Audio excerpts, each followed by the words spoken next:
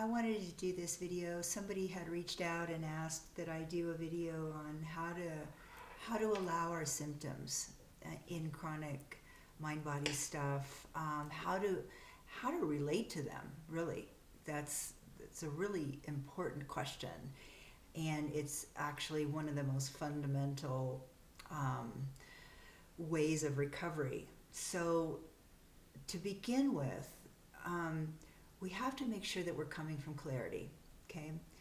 And that clarity involves us to be very clear with why we have symptoms, that our brain is perceiving danger on some level. Now, we don't need to know why it's perceiving danger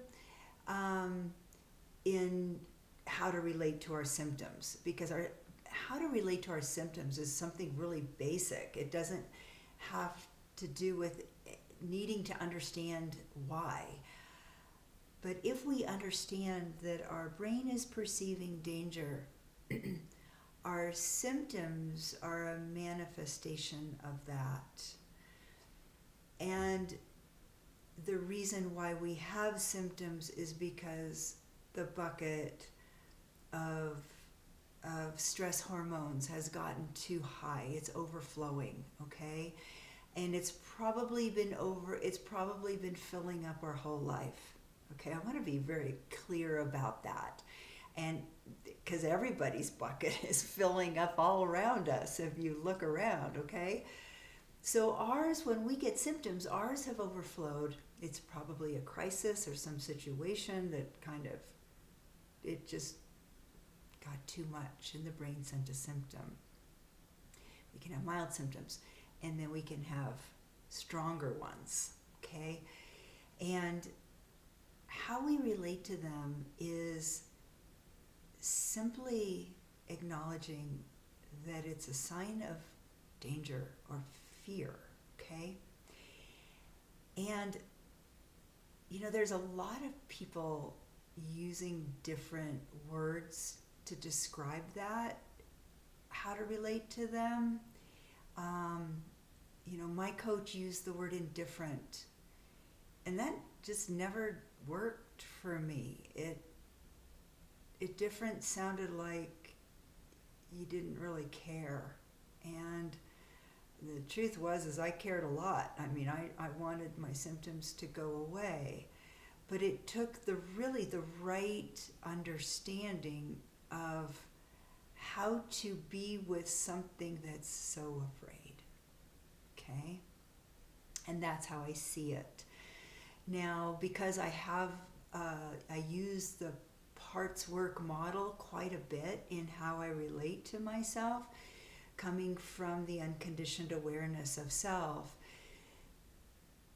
That unconditioned awareness of self is the conveyor of safety, okay? So if the symptom, okay, and maybe I'll use my own as an example, in the leg, the hip and the leg, and it moved all around, right? And I knew when it was happening that there was a lot of fear, a lot of danger going on, and I started to become better and better at deciphering what that was. But relating to the symptom,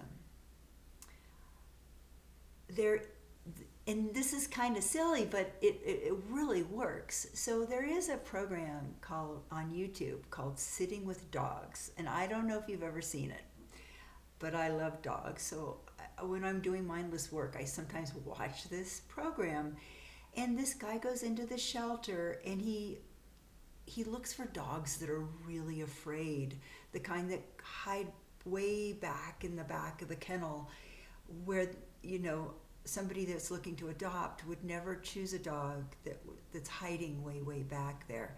So this guy goes in and he tries to get them to come out of that state, because in that state they're not eating, they're not sleeping, they're not responding to anything or anyone, okay?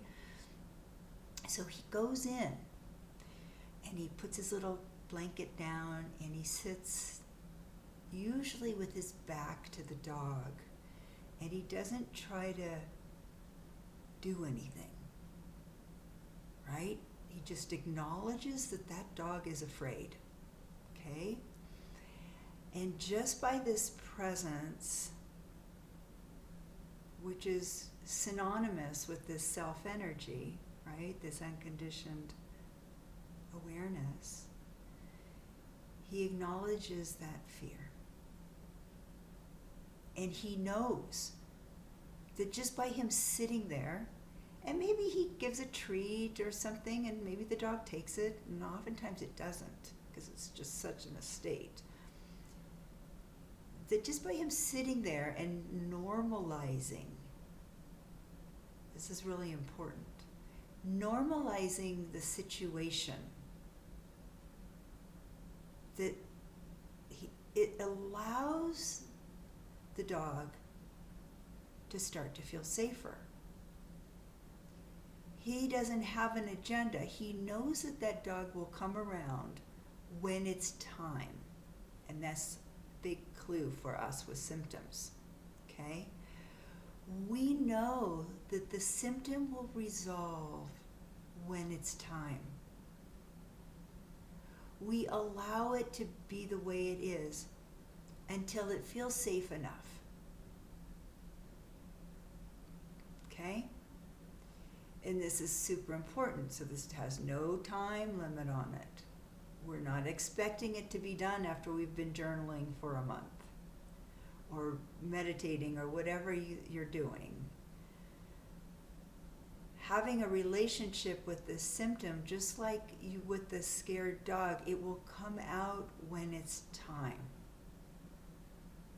on its terms. That's the energy we want to give the symptom.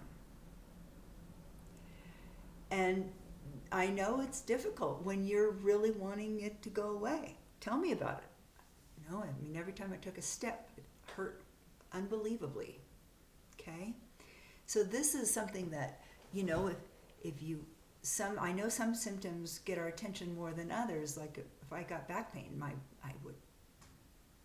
or neck pain, care a lot. I mean, I knew what it was, right? It was just, I knew it was going to go away when it was going to go away.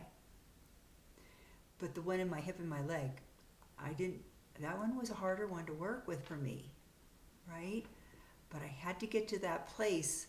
I knew it was going to go away when it was going to go away, when it was on its terms, when it felt safe enough. When the brain felt safe enough. Okay? And, and that is the other part of the story, right? But having that relationship with, you do care about the symptom. You do care about that fear. Otherwise, you wouldn't be tending to it. You can't have an indifferent approach, because indifferent means you just don't give a shit, but you do. Just like the guy with the dogs, he does give a shit. He goes in and he sits there until finally the dog comes around a little bit. Maybe it starts to sniff things, or, just some sort of normalcy. So this normalcy is what we keep trying to convey in our recovery. We keep trying to convey normalcy around the symptom. Because the minute we're like, oh my God, it's a problem, then that's not normalcy, and that it goes back into hiding again, okay? Just like the dog would. Oh my God, we need to calm this dog down and try to pet it and comfort it. The dog is just going to go, right? Because it's not ready. Later it will be. And that's how we work with symptoms. We kind of, it's like a balancing thing. We kind of like, okay, it's not ready. We got to really be careful. We can't push on it too much. We can't go for a walk when it's really afraid of going for a walk. Maybe a tiny little bit of a walk, but nothing, no expectation around it.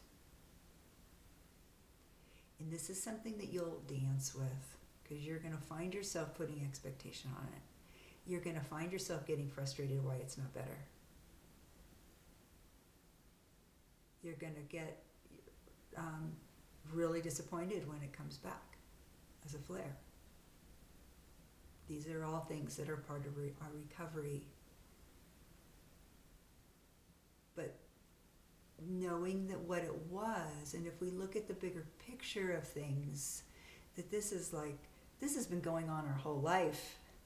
Our bucket has been filling. Everybody's bucket is filling with stress hormones. And we're managing and managing and managing and managing. Ours have just overflowed. And so now we're looking at this big picture of our bucket overflowing over this whole life. And now we need to get to learn how to bring normalcy back into all the little parts that have been kept under in the unconscious. Okay? And the symptom is just a clue that there's a bucket. We didn't even know we had a bucket. Okay?